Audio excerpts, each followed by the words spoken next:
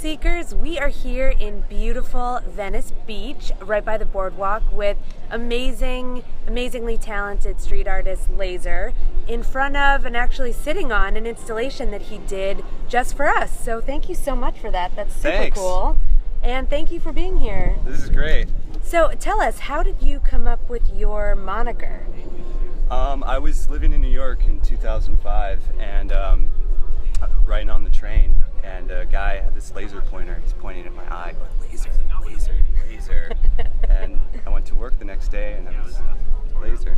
That's awesome. And so New York. So tell us about the installation that we're sitting on and how you found these materials and what it means.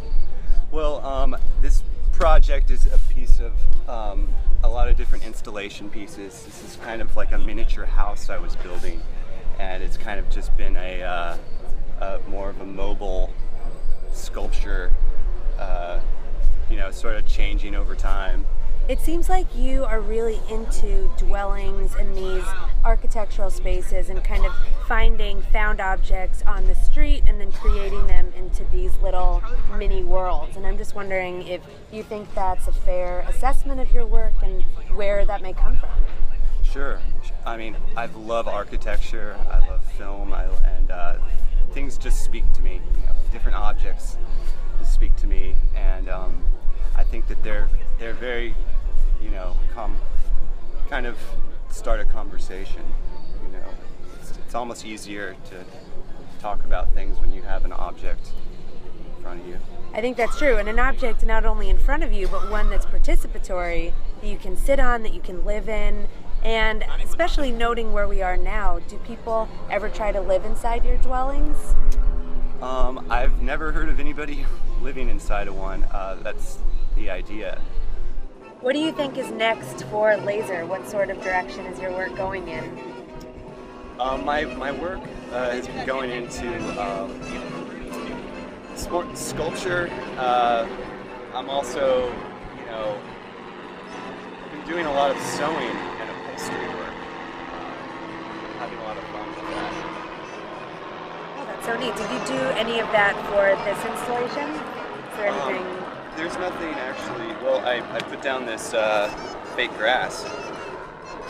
That's like an upholstery, right? Upholstery in space. I stapled it down. That's so cool.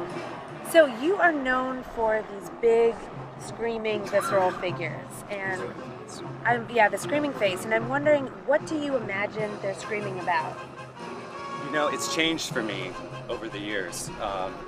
I came up with the image when I was 16. There's a lot of things, a lot of changes that were happening, and I think it's a self-portrait, and that's what started as a self-portrait. But now it's turned into more of a symbol, and I let people kind of take,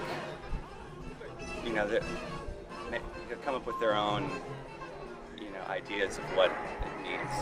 Have you heard any really cool ones of how people have interpreted it? Oh, people have said, "Is that Shepard Fairey's work?" No, or "That looks like a dog." Or, "Is that a jazz singer? I know I've seen that person." So it's a silent sound, and I feel it's searching for his voice, and the voice is out there. It's kind of empathizing with struggles of being an artist or humanity in general. Well, me being a huge art history nerd, I of course saw Munch's The Scream and thought that it was a street translation of that kind of agony and that sort of primal emotion. That's so cool. That's definitely there. I love that. And the image is actually of you? The image is actually of me. It's been processed, and it was just a Xerox of my face. I just screamed into the Xerox machine and did a drawing of that, and then took a picture of it, and then painted over that. And it's just, they're all slightly different. So I don't know if the original piece actually exists. How do you scout out your locations? Sometimes I just see a location. I'm like, I've got to make something specific for that. A lot of the times I just you know, I work with anything and everything that I have. So I'll choose things based off the colors or where I happen to be at the moment. So I just, you know, everything is a conscious, intended sort of action, you know. And I love how organic it seems your process is. You use found objects from the site.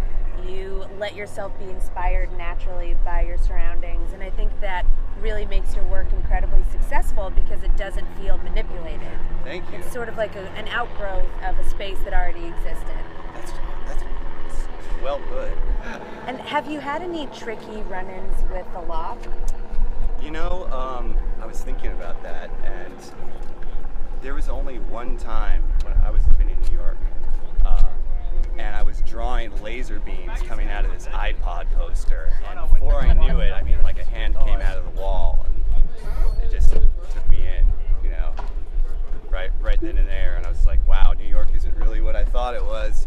Imagine graffiti artists everywhere and people painting. Yeah, exactly, with Keith Haring on the subway. It's right. such an open environment for graffiti, but not really. But otherwise, I like to think that I'm pretty conscious and aware, and I like to be casual about it. I think your attitude has a lot to do with how people treat you or think your intentions may be. But mainly just been more of a danger to my own self in certain situations. Well, then you know that you're onto something good. I hope so. You know, there's, you know, the road to destruction is paved in good intentions.